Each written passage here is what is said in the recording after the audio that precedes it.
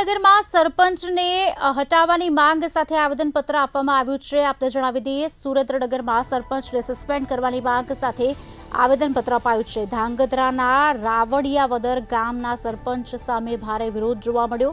સરપંચને ગેરલાયક ઠેરવી સસ્પેન્ડ કરવાની ગ્રામજનોની માંગ છે।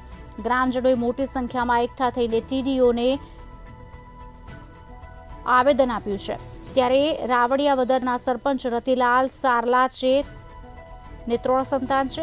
ઉમેદવારી ફોર્મમાં માત્ર 2 જ સંતાન દર્શાવીને નિયમોનું ઉલ્લંઘન કર્યું છે।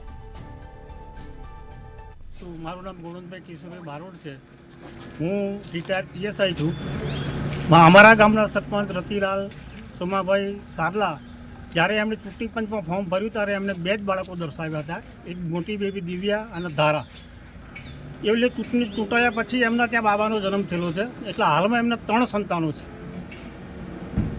એ બાબતે અમે આવેદનપત્ર આપવા માટે ટીડીઓ સાહેબના માટે આવેલા છીએ, એની તપાસ કરે અને જો એને 3 બાળકો છે, ચૂંટણી પંચના નિયમ મુજબ 2 બાળકો હોય અને ત્રીજું બાળક થાય તો એને રાજીનામું આપવું પડે અને સરકારશ્રીએ કાયદેસરની કાર્યવાહી કરવી પડે।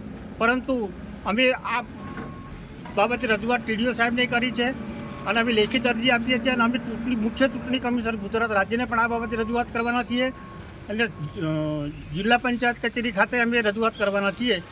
સરપંચને જે પોતાની કાયદેસરની ફરજો બજાવે છે એ બજાવતા નથી અને બીજી ફરજો બજાવે છે। ગામમાં જે ગ્રાન્ટ ફાળવવામાં આવે છે એમાં 60% ગ્રાન્ટ સરકાર 60% ગ્રાન્ટ છે એ ગટરો માટે અને 30% ગ્રાન્ટ રોડ માટે વાપરવી જોઈએ। કોઈ ગ્રાન્ટનો ક્યાંય ઉપયોગ થતો હોય એવું લાગતું નથી ને ભ્રષ્ટાચાર મોટો થતો હોય તો સરપંચ પોતે ભ્રષ્ટાચાર કરતા હોવાનું અમને જણાય છે।